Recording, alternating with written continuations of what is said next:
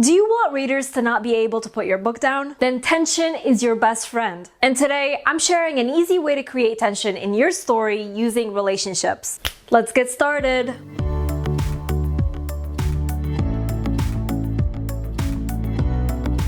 Hey guys, Nour here, and welcome back to my channel. For those visiting for the first time, hello! I'm the fantasy author of the novel Divinity Falling. If you haven't yet, be sure to subscribe for weekly writing advice videos. So all good stories have tension. There are things happening that go against characters' desires, and that makes us want to keep on reading. We become emotionally invested in these characters' lives. We want to finally see them get the thing they've been working toward, and that's because we can relate to their struggles. In fact, in our own lives, we have tension. This is usually the cause of internal and external conflict. We all have desires that seem beyond us, like they're too far out of reach. We want to publish a book, but the process is rough. We want to buy a house, but the housing market isn't great. We want to find love, but we can't seem to find a good partner.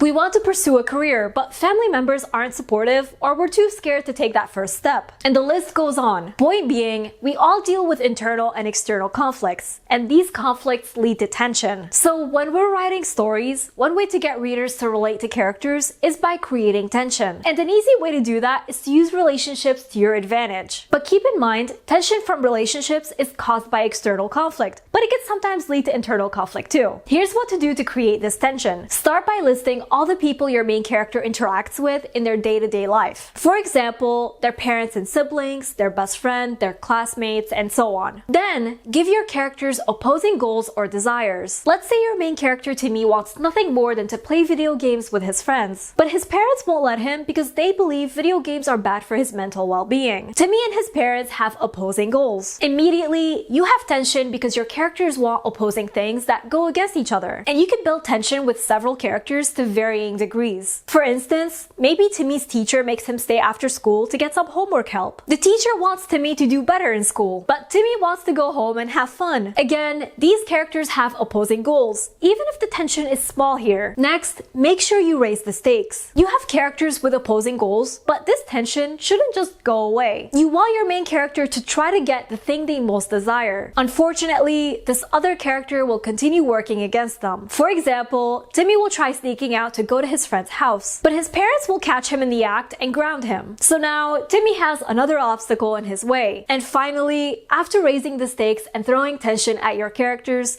make them succeed in getting what they want, or at least shift their perspective. Readers will be satisfied that something positive happened after all that tension. Besides, you don't want to end your book with tension. Give readers some closure. So that's all I have for you today. I'd love to know, how have you created tension in your story? Let me know in the comments. If you're new to my channel, be sure to subscribe because I put out weekly writing advice videos that will take your story to the next level. Also, don't forget to follow me on social media to see what I'm up to from day to day and to chat with me. And before we go, I just want to give a quick shout out to Sarah Frayne, Alan J. Early, and Noel Kovanti from my shout out tier over on Patreon, as well as all my amazing patrons. Thank you all so much for your support. I really appreciate you. And remember, Nour for president.